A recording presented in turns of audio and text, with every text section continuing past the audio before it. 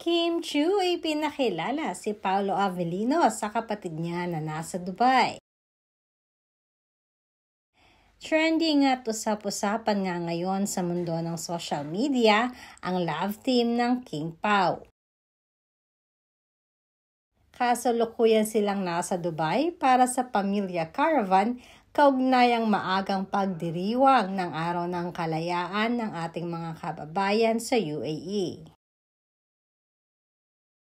Madaming mga OFW at mga fanatics sina Kim at Paolo Avellino ang kahapon pa lang ay inabangan na ang kanilang pagdating.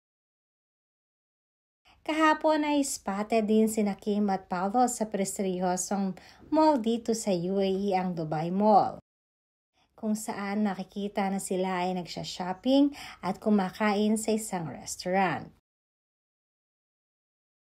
At kaninang umaga naman ay spotted din ang dalawa na magkasama sa kanilang workout routine.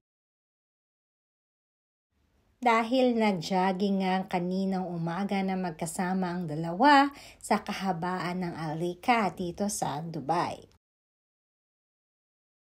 Maraming mga kababayan natin ang kinilig habang sila ay dumaraan dahil hindi inasahan ng marami na makikita nilang magkasama ang dalawa kahit sa pagja-jogging. Samantalang usap-usapan naman ngayon ang IG story ni Kim na na-share sa kanyang social media account. Dahil masayang-masaya nga si Kim na iminit niya ang kanyang kapatid dito sa Dubai. Usap-usapan ng mga nakakita sa kanila na ipinakilala na nga di umano ni Kim Chiu si Paolo Avellino sa kanyang kapatid.